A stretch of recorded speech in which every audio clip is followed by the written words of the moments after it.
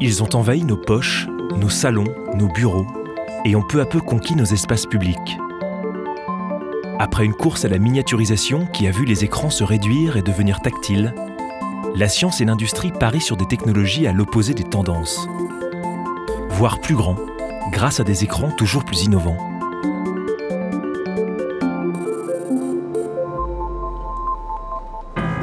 Dans les locaux de l'université Paris-Sud d'Orsay, des équipes de chercheurs et d'ingénieurs développent des solutions de visualisation et d'immersion au service de la recherche.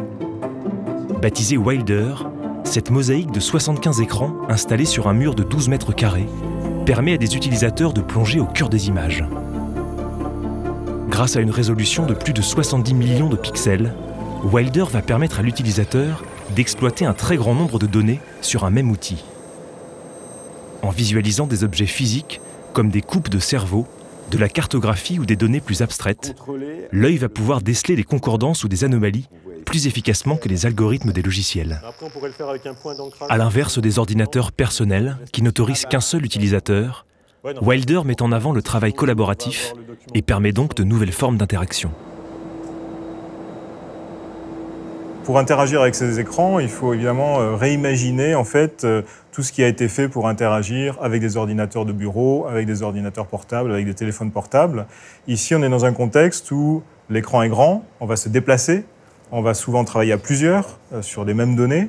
Et donc, il faut imaginer une interaction qui permet d'interagir de près, par exemple avec le toucher, mais aussi de loin, par exemple avec des tablettes. Et tout ça est à réinventer pour rendre aux utilisateurs les capacités de manipuler leurs données de manière aussi aisée que possible. Cet écran Wilder fait partie des outils développés au sein de Digiscope, une plateforme collaborative qui permet d'étudier l'utilisation d'écrans grand format pour le traitement de données toujours plus nombreuses. Pour favoriser l'exploration scientifique, la conception d'objets complexes ou aider à la prise de décision, Digiscope a mis en place 11 outils afin d'étudier les nouvelles formes d'interaction entre l'homme et la machine. Le pari de Digiscope, effectivement, c'est de mettre à disposition des chercheurs des technologies nouvelles pour voir comment ils se les approprient. On a l'intuition que ça leur est utile, ils en ont l'intuition aussi. Maintenant, il faut créer des dispositifs interactifs qui fonctionnent pour eux et il faut voir comment ça va modifier leur pratique de recherche, combiner les expériences et essayer d'obtenir des solutions qui soient finalement utiles à chacun des chercheurs et en même temps relativement génériques, qui puissent s'appliquer à différents domaines. Parmi les 11 outils de Digiscope, certains sont directement accessibles aux universitaires. À l'ENS Paris-Saclay, la réalité virtuelle est ainsi devenue un véritable outil d'enseignement. Équipés de lunettes, les étudiants visualisent sur un mur d'images panoramiques les molécules et les protéines en 3 dimensions.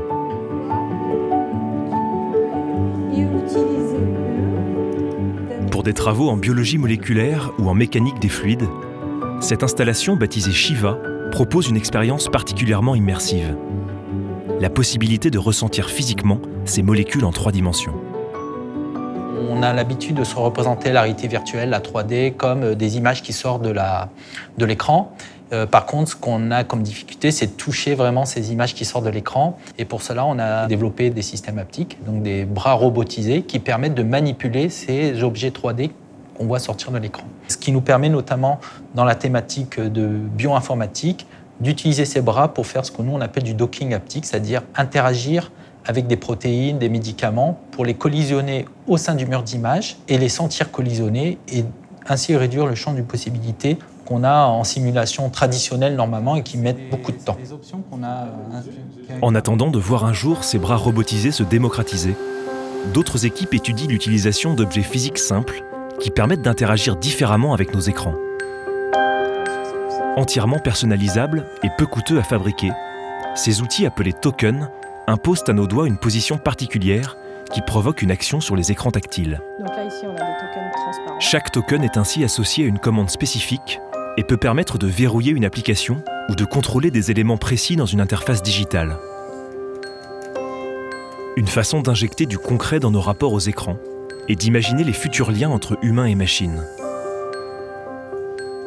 Ces nouvelles interactions, la plateforme Digiscope les étudie de manière intensive à l'intérieur d'un autre dispositif, Eve, un espace totalement dédié à la réalité virtuelle. Directement connecté au mur d'écran Wilder, Eve rend possible le travail à distance et permet aux collaborateurs de visualiser les mêmes données sur des supports différents. Face à des écrans de plus de 5 mètres de haut, le sujet est plongé dans un environnement visuel et sonore immersif grâce à une spatialisation 3D de l'audio. Ces conditions peuvent déclencher des inconforts chez l'utilisateur, mais les ingénieurs tentent de les endiguer. Il y a une chose qu'on étudie particulièrement, c'est ce qu'on appelle le mal du simulateur. En anglais, c'est le cyber sickness. C'est cette possibilité pour les gens d'être malades dans ce genre de dispositif. C'est des choses auxquelles on s'attend et qu'on cherche à minimiser, évidemment. Après, on étudie, nous, particulièrement la façon dont les gens vont s'immerger à l'intérieur de ces mondes.